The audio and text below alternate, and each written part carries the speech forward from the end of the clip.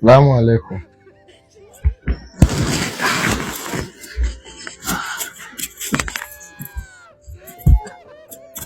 Waye ne kai?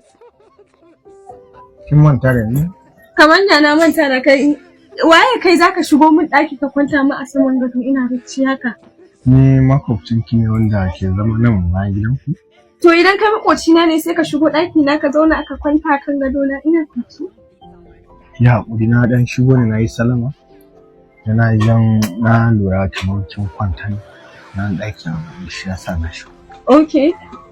To me ya kawo ka? Kin san kwanaki baya na taba tara ki na ce ina son sanin manki. Kika ce min baki da waya haka ne? Gaskiya ni dai na kamu da son ki. Haka ban wata bazawarar da soyayya. Kaga yanzu na yi maka alamu da cewa ni ina da lokacin wani soyayya, ina da lokacin business ina ne ba soyayya ba, ka gane ko? Ya bari mu koma. To ya za ka wuce? Ban gane ba ya za ya wuce kamar yana ke. Ka san me ya faru? Wallahi da ka kunta a bayana ɗin ne sai na ci gaba ɗaya. Kuma Gaba ɗaya duk na ci sha'awa na ya motsa ne. ni fa na zo ina son ki da aure ne. Na yarda. Ba dai iskanci ba. Ina son ka amma dai yanzu ka biya min buƙata na tukunna. Na biya ki bukata gobe za ki so ne kuma? Sosai ma.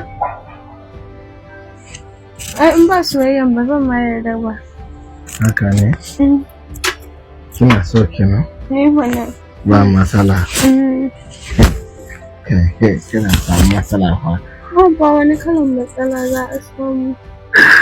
Kai bari mu je mu fitsari. Kamar ya kai fitsari. Ba mun ba ko da ni.